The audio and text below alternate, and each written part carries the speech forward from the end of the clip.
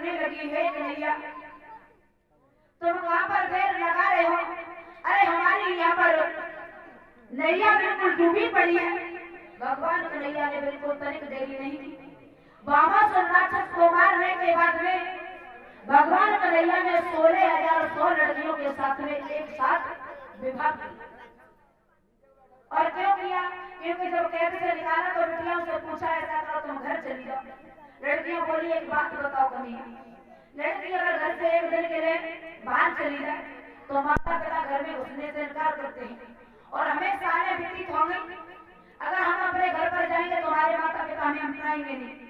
इसलिए भगवान कन्हैया ने सोचा, या तो ये लड़कियां गलत रास्ते पर निकलेगी तो पूरा देश बर्बाद हो जाएगा। इसलिए भगवान कन्हैया ने स्वयं आया, ऐसा करो तो हमारे साथ में शादी कर लो। बहन जी, मैं एक निवेदन आपसे करना चाहूंगा। भगवान श्याम सुंदर को योगीराज कहा जाता है। देखिए, आपके स्वभाव के हिसाब से कह रहा हूँ, कभी ऐसा नहीं समझे कि दखल लगा दिया, क्योंकि हम और आप सभी मिलकर के सनातन धर्म की रक्षा के लिए आगे बढ़ रहे हैं। योगीराज का मतलब होता है जो योगी हो, और योगी की पदवी बहुत ऊंची होती है। योगी कन्हैया के समान कोई नहीं हो पाया।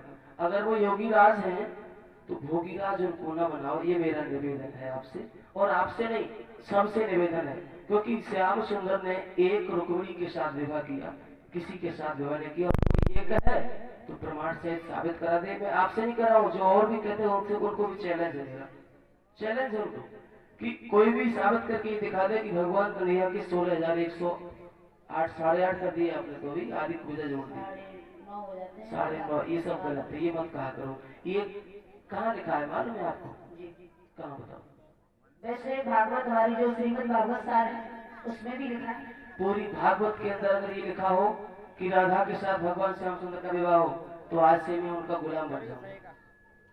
जो पुराण है मतलब गरुड़ पुराण में ये लिखा है कि ब्रह्मा जी ने और मांडवी वन में आप कौन सुनो बहन जी, कोई बात नहीं, आप थोड़ा सुझाव के नाते बता रहा हूँ, मत जाना।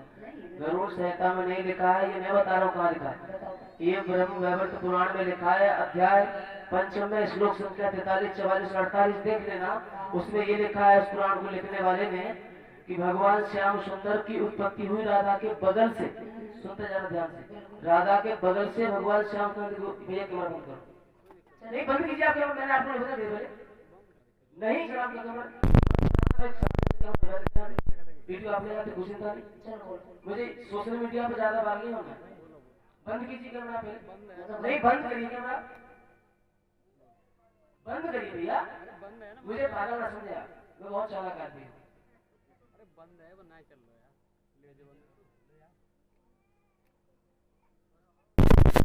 है बात कहाँ चल रही थी?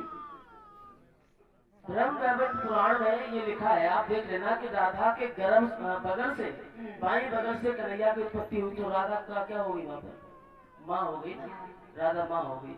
अब उसी पुराण के अंदर उसी लिखने वाले ने ये लिखा है कि राधा रायण की पत्नी है। सुनते जाओ, राधा रायण की पत्नी है। रायण कौन था? यशोदा का भाई था। तो वहाँ क्या रिश्ता बन गया? राधा से मामी का रिश्ता बन गया, है ना।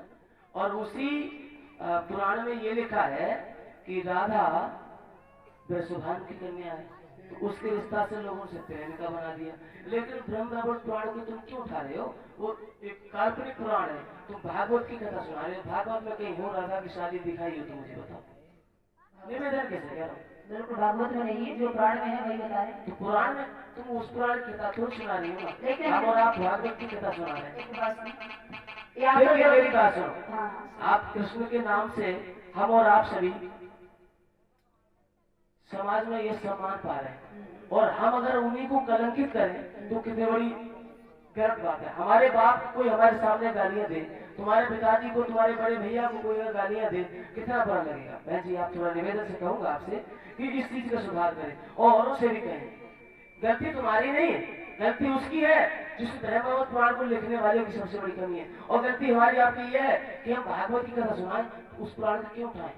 लेकिन यहाँ तो कथा सुनाते हैं तो सब सारी कथा उसी में आती है। नहीं, इसमें बिल्कुल नहीं है, मुझे दिखाओ निकाल कहीं हो। हमारी तो इसमें पता नहीं कौन सी कथा वाली कौन सी भैया।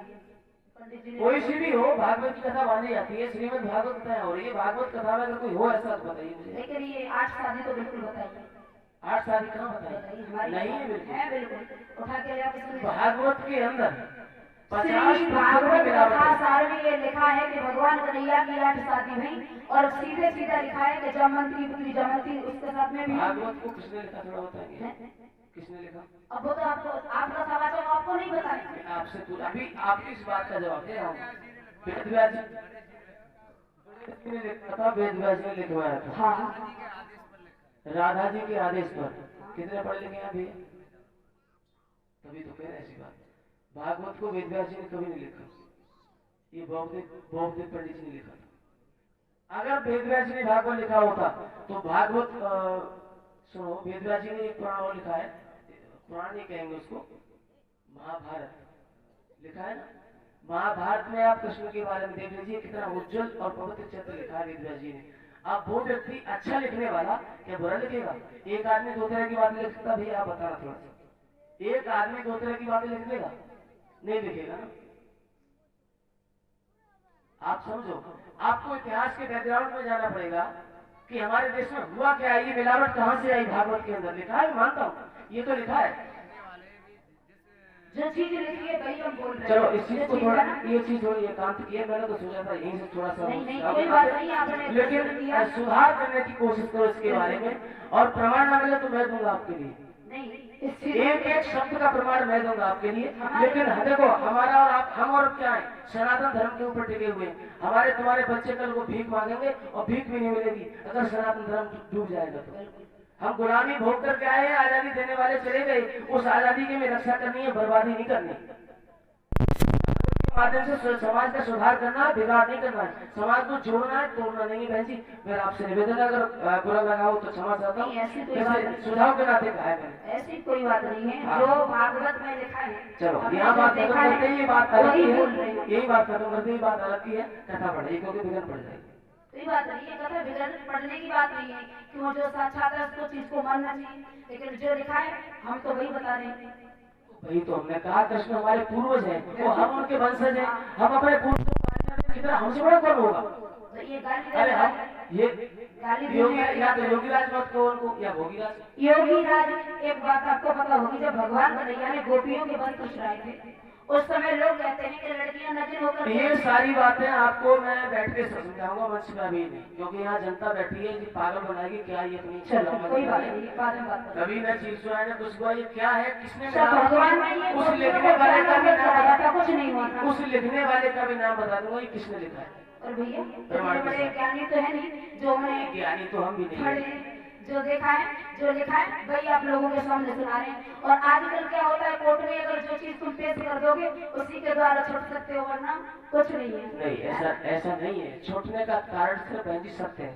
सत्य कोर्ट में काम नहीं आता है जब तक लेखक आपके पास नहीं हो। मेरी बात सुनो, झूठ हमेशा कट जाता है। सच्चिदानंद रूपाय विश्वेत्पत्त्यादिहेतुभेदतापुत्रे विनाशाय कृष्णाय। सत्य क्या है? सत्य ही तो ईश्वर है, और जो सत्य है वो कट नहीं सकता, झूठ है वो हमेशा कट जाएगा। तो आप सत्य की बात से बच सकते हैं, ये न कहो कि लिखा दिखा दो बस। ये तो समाज के आगे अज्ञान घोषणा हो गया ना, कि बस ठीक है तुमको बहलाना है, पुड़िया लगा दो, टॉफी दे दो, कुछ भी दे दो। ये तो अंधे साफेल को क्या पता। ऐसा कुछ नहीं है, ऐसा कुछ नहीं है। इस बात को खत्म करो, आगे एक बात सुनो, पब्लिक इतनी पागल नहीं है, तुरंत टोक देते हैं कि ये कथा कहाँ चल रही है, झांकी तो छोड़ो, हम पीली गीत में कर रहे, प्रश्न पर प्रश्न भेज रहे। अरे वो ग्रेजुएट लोग होते हैं, वो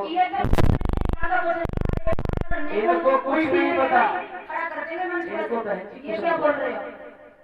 ये समय ऐसे नहीं, बिल्कुल खड़ा कर देंगे। चलो बात आगे बढ़ाइए, ये बात थोड़ी एकांत की है। चलो बोलिए गोविंद भगवान की। आज इधर जब भगवान कन्हैया की शादी हुई, शादी होने के बाद में आज भगवान कन्हैया रहने लगे, बड़े धूमधाम से रहते हैं इधर द्वारकापुरी में। आज सभी के साथ में जब कन्हैया रहते हैं, बताया जाता है भक्तों, इधर जो सुदामा जी थे, आज जब भगवान कन्हैया की मित्रता हुई थी बचपन में, वही सुदामा जी आज दिन और प्रतिदिन गरीब होते गए। जो उनकी शादी हुई तो आज एक सुशीला नाम की दुल्हन